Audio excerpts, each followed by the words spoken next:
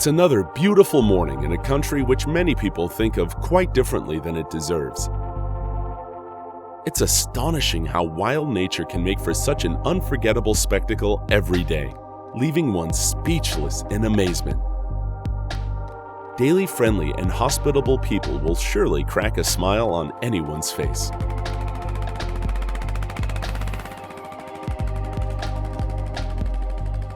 These are my thoughts this morning as I sat on my motorbike, my only faithful companion on this journey, and head out into the unknown.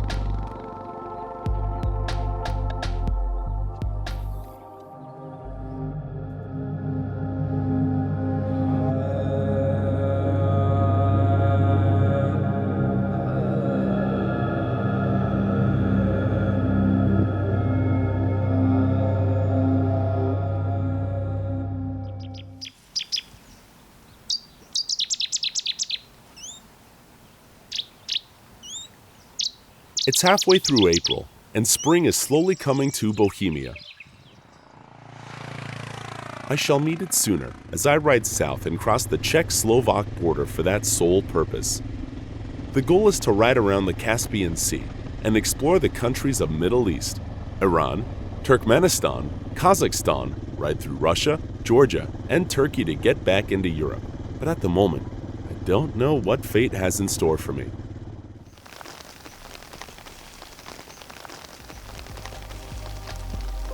Expected warmth doesn't come as I ride south. The first 2,000 kilometers is typical Europe, cold and rainy. I'm looking forward to reaching the Turkish border, where it will hopefully warm up. 200 kilometers beyond the border, I look out to the gateway to Asia, Istanbul. This town is huge, and the outskirts begin roughly 70 kilometers from the center. It will take me about 3 hours just to get through the old town, where I can finally spend my first night in a comfortable bed. I will stay here for a few days so that I can explore the city and take in such an unforgettable atmosphere.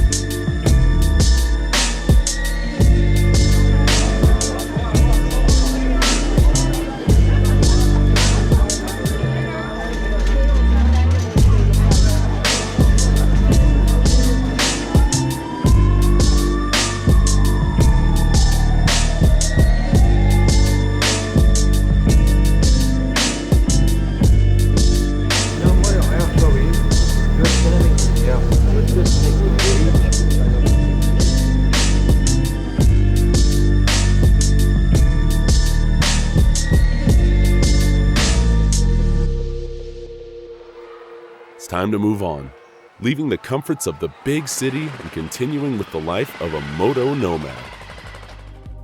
I am crossing the Bosporus Strait, which separates Asia from Europe, and continuing on to the Turkish hinterland.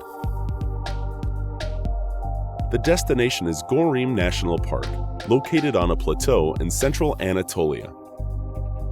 A large part of Turkey is made of mountains, and I'm spending most of the time at altitudes above 1,000 meters, where I struggle with the wind and the clouds of dust.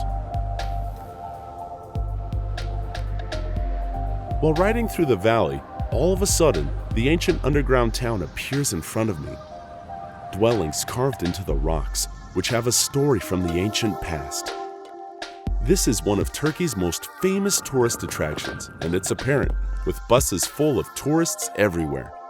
I'm leaving soon and heading for the park to explore its beauty.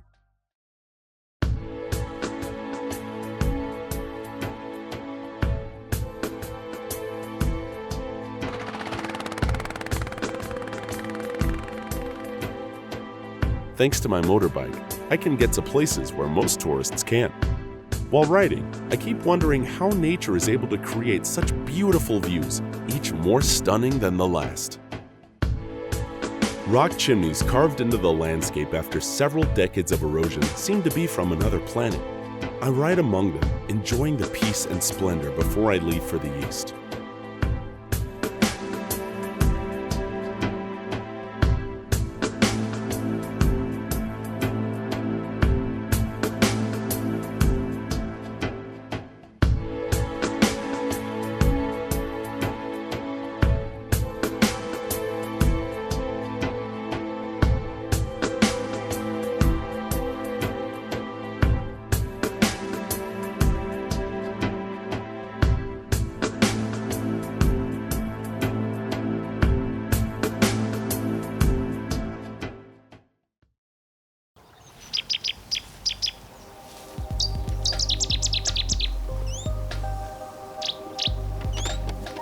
Turkey is a vast and beautiful country.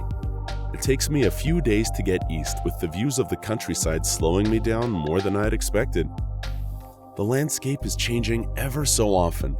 The country of 1,000 colors, as I began to call it, must be a paradise for geologists. The hills look like a chopped layer cake, changing from green to red to near white. The beauty of its nature spoils the ubiquitous garbage, and I just hope that the Turks will soon realize what they have and start to appreciate, thus caring for it more. I will often find myself in an interesting place where I am able to sit and just relax for a few hours. This happened to me at the Gillicuddy Falls, which I almost had entirely to myself.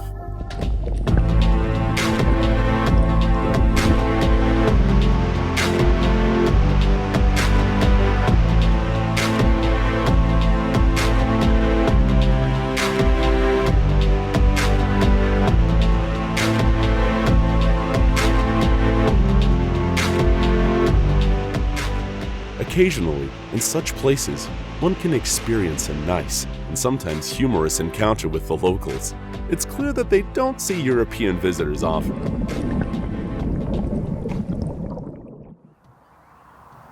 Evenings in the mountains are still cold, but I enjoy the moments of loneliness at sunset and with a cup of hot coffee in my hand, as I have the opportunity to ponder the events of the day. The silence and peace of the mountains are a real cure for the soul.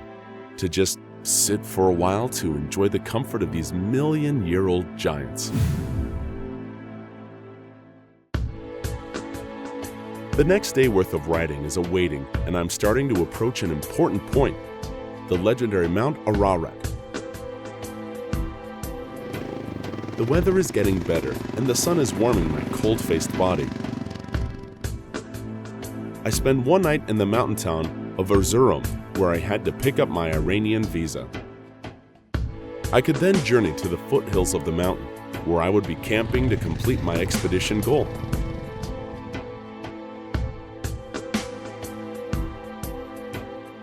After a while, I found a great place with a stunning view of the mountain. Set up my tent and watched the snowy peak disappear into the dark of night.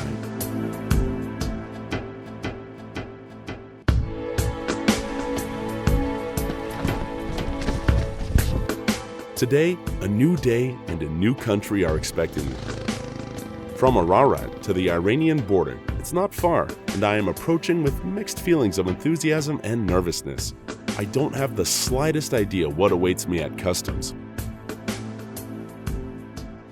After 2 hours of struggling with papers and money changers, I'm finally released. The last stamp received and I'm free to go. Listen, please go to White House stamp the executor. Go to White House stamp the executor. Finally, I can begin to discover this mysterious country that has fascinated me since the first day I met its nature, culture, and its unique locals. Their friendliness, curiosity, and willingness to help me in every situation make them one of the kindest nations I've ever met.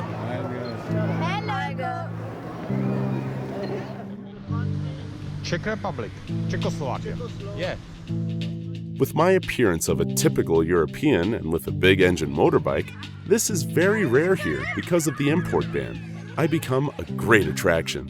Wherever I stop, I am surrounded by curious people. I'm trying to get used to it. I'm heading for the next landmark along the way, the Caspian Sea.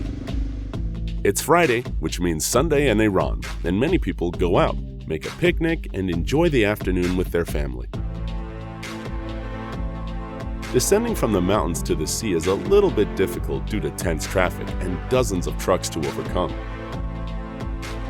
The surrounding landscape is changing rapidly, and bare hills change to deciduous forests. Everything is suddenly thriving. When I finally get to the coast, it's like another country. Wherever you look, all you can see are buildings and rice fields. The mountains rise a few hundred meters from the coast, so every piece of land here is used.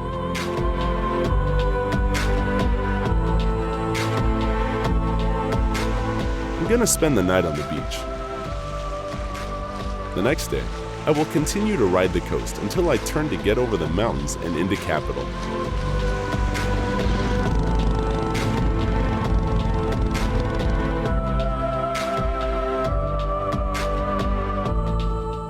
Unfortunately, I got bad news in Tehran. My request for a Turkmen visa is denied. There's nothing else I can do but make up a plan B, which didn't take long. The next day, I was getting out of that busy city and heading south. My new goal is to swim in the Gulf.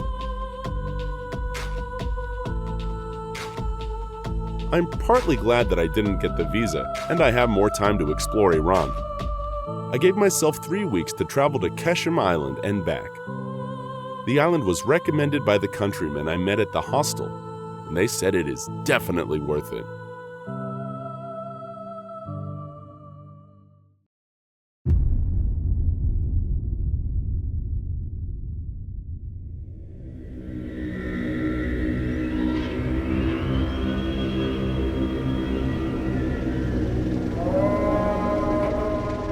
It's harsh and inhospitable, but it attracts me anyway.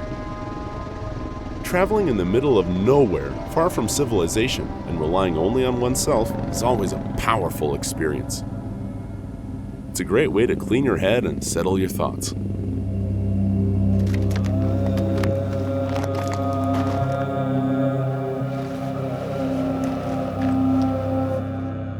It seems to me that there is a certain trend here.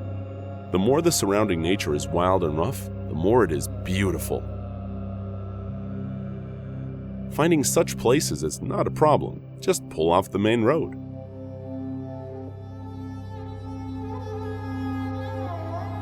There are large distances between cities separated by desert, where only the strongest and local shepherds can survive. However, they are very friendly and curious. They never miss the opportunity to take a look at a stranger.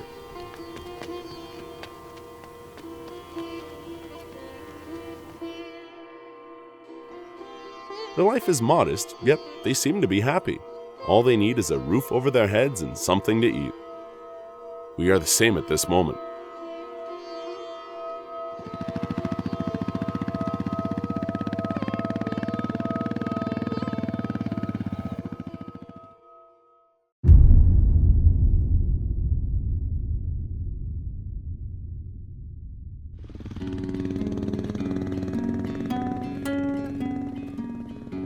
I try to keep away from the main routes, even though it is quite difficult.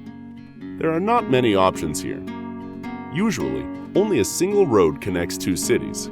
Even so, you can plan and pick an interesting tour where there is a lot to see. I choose my route mostly in the evenings, and I try to choose so that I can enjoy some off-road. However, it is always necessary to ride with extra caution in this environment. The slightest navigational error, or a fall that causes injury, could put me in serious trouble in a desert. There is also a need for sufficient supplies of water and fuel. If you run out of gasoline, there is always the possibility to refuel from the tank trucks on the roads. When you are short of water, you can refill a bottle from the hose that leads from the mountains. On such trips, I often find abandoned places without a single tourist. The experience of a visit is much more pleasant when I don't have to walk through the overcrowded place and I have everything for myself.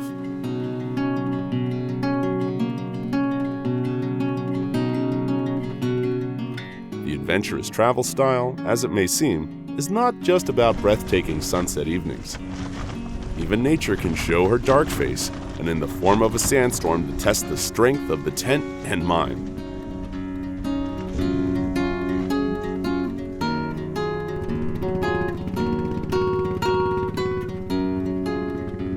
After such a night, just clean the bike from the dust and ride to a river to wash.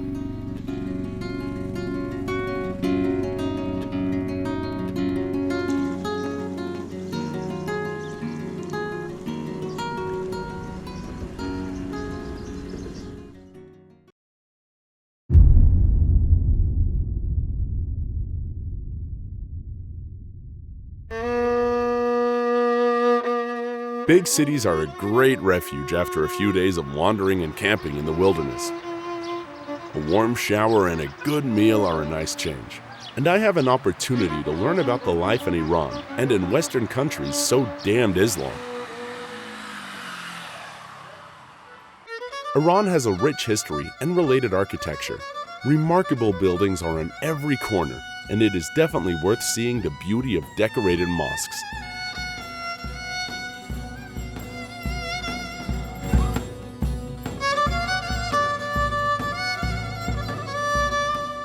I was lucky and found myself at one of the most famous when the King of the Light ceremony took place.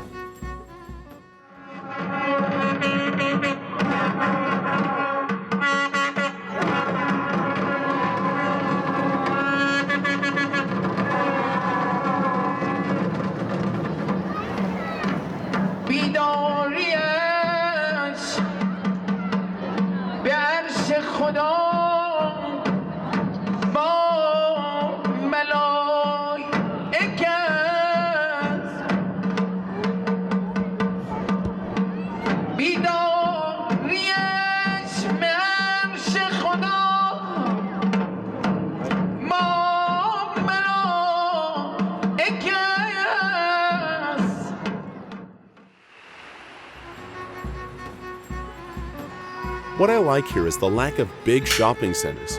At least I didn't see any. All deals are made in bazaars or on streets, which are sorted by services and goods they offer. You will find everything, except for lubrication sprays, which I searched in vain for 3 hours. But thanks to that, I had the chance to meet and talk to a lot of extraordinary people. There is a good understanding of English in the cities. I could listen to the locals and learn about their way of life.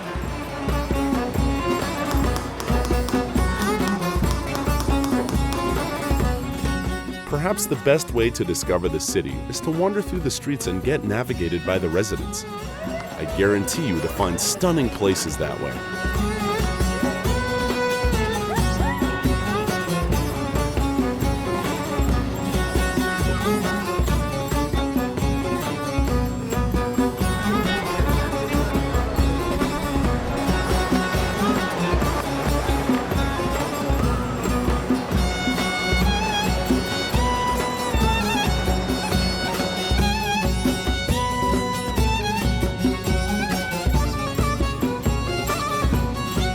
What I got to like a lot is traditional bread that is pulled straight out of the furnace.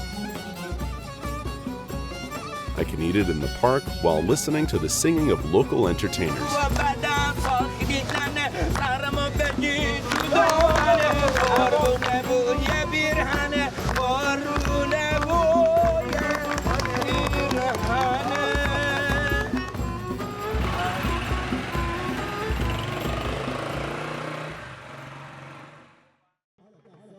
Before I go on the next trip, I need to visit Persepolis to soak up the atmospheres of the times when the mighty Xerxes ruled.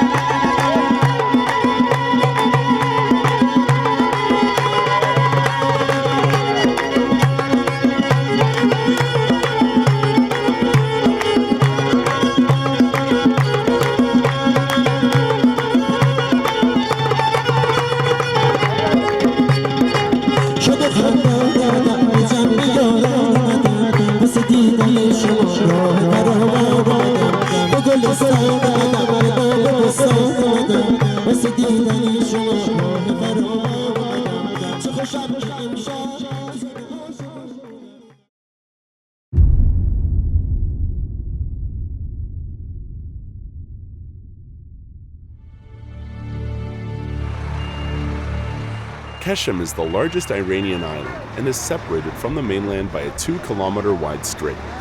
The island is connected to the mainland by regular ferries.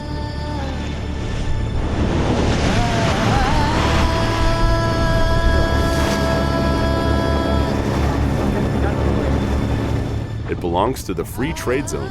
Therefore, I have to wait for customs clearance, and then I am free to go discover the beauties of this amazing island.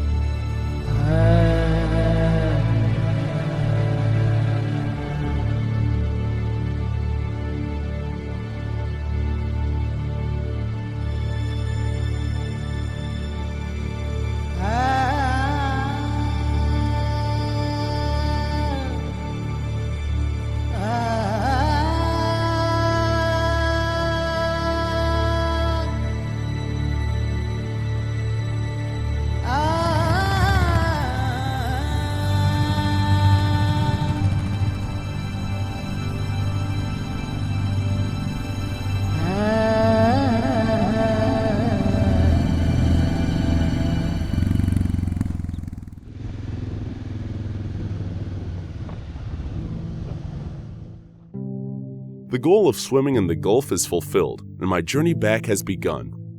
After 3 unforgettable weeks, I'm leaving Iran through Armenia, Georgia, and Turkey on my return to Europe. I've been to Armenia just for a few days, but it was enough to impress me. Especially the mountains. They are remarkably beautiful. I'm trying to keep off of the main road as much as I can. The strategy's rewards are fantastic views of the country and occasionally some waterfalls.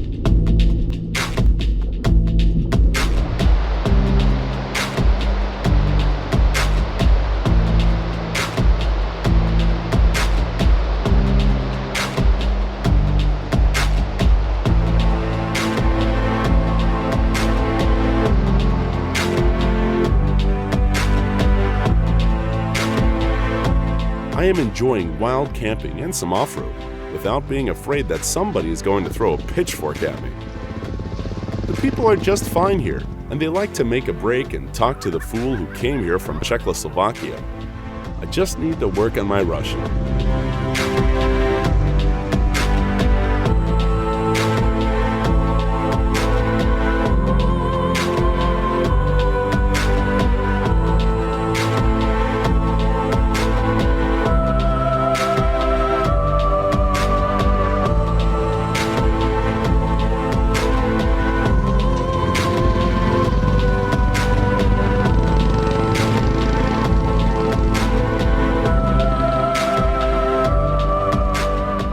When I finally get to the Georgia I've heard a lot about, the cold and rainy weather changes my plans and takes me away.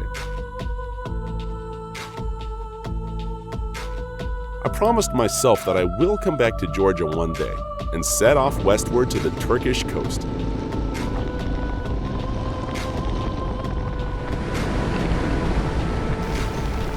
Bad weather keeps chasing me for 3 more days before settling down and letting me enjoy some of the beauties of the Black Sea coast.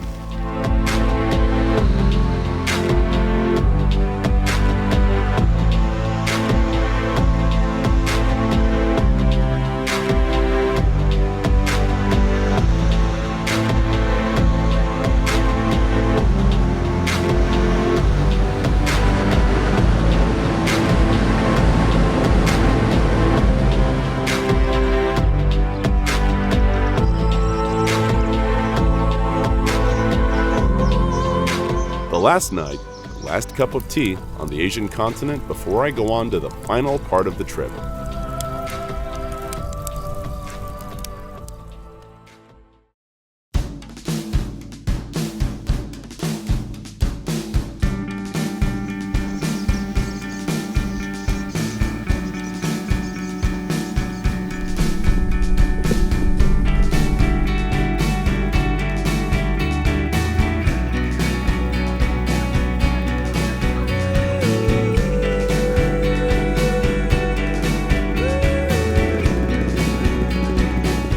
After camping in the Bulgarian National Park via Bucharest, I get the Transcendental, the most famous road in Romania, and according to Jeremy Clarkson of Top Gear, best of the world.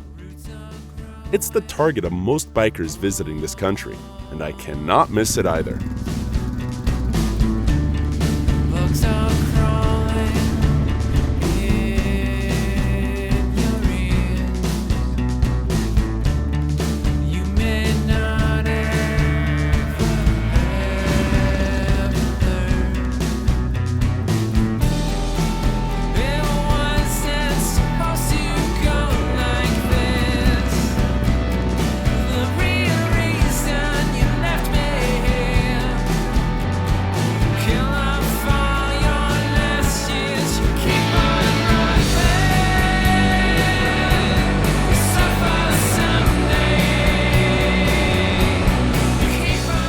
Even though it's the end of May, there's still a lot of snow on the top of the road. The only option is to turn around and go back. I am going to Transcendental, another favorite road amongst bikers.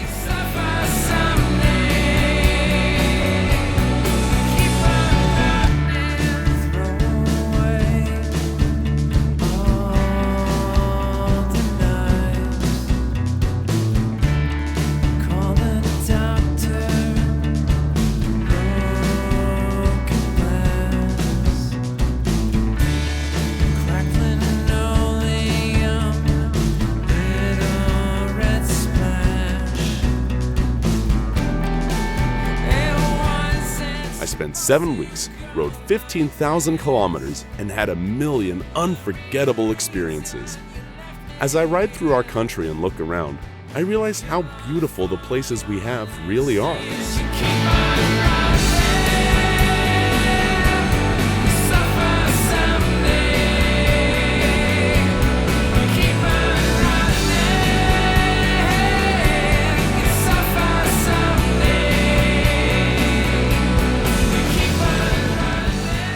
The journey that led through 9 countries gave me a lot of valuable experience. I met many interesting people, saw a multitude of beautiful places, and not once I felt like I was in danger or unwelcome. The bike has managed everything without a single problem and is certainly looking forward to the next expedition. And where am I going? You'll see.